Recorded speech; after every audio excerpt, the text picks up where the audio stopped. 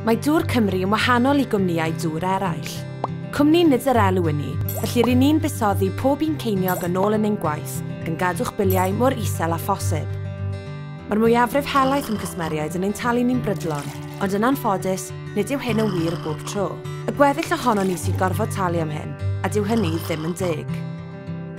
Dyna pam ein bod ni'n cymryd camau i adfer unrhyw arian sy'n ddyledus i ni gan bobl sy'n gallu talu ond sy'n dewis peidio. Rydyn ni'n gwybod bod rhai pobl yn ei chael i'n wirioneddol anodd talu eu biliau, ac os yw hynny'n wir, rydyn ni eisiau helpu. Mae pob math o opsiynau ar gael i bobl sy'n cael trafferth, fel ein cynllun helpu i cartrefi ac incwm isel a allai hyneru eich bil. Ond yw talu dim ddim yn opsiwn. Rydyn ni'n rhannu gwybodaeth ac asiantaethau credyd, felly gallai talu'n hwyr neu ddim talu o gwbl effeithio ar eich statws credyd, gan i wneud yn anodd i chi gael credyd yn y dyfodol. Ac mae'n bosib y bydd rhaid i ni gymryd camau cyfreithiol yn eich erbyn. Dyn ni ddim yn hoffi gwneud hyn, a mae'n bod ni'n gwybod bod yr obligiadau'n ddifrifol, ond weithiau does dim dewis.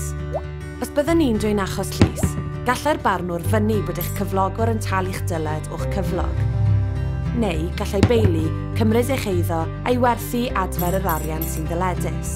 Os ydych chi'n berchen ar eich cartref eich hun, gallai'r barnwr osod arwystl ar eich eiddo am y swm sy'n ddyledus. Mae hyn yn diogelu'r ddyled yn erbyn eich cartref a bydd yn effeithio ar eich gallu i gael morgais newydd. Mae'n golygu hefyd y bydd angen i chi adalu'r ddyled cyn y gallwch werthu eich eiddo. Ond please, peidiwch â gadael i bethau fy mor bell â hyn. Os ydych chi mewn dyled i ni, neu ni chael i'n anodd talu, siaradwch â ni. Fel rheol, gallwn ni ddod o hyd i ateb gyda'n gilydd. Fe wnawn ni bopeth y gallwn ni eich gosod chi nôl ar ben ffordd. Ac mae hynny'n well i chi, ac yn decach un holl gwsmeriaid. Dŵr Cymru, eich cwmni dŵr nid yr elw chi.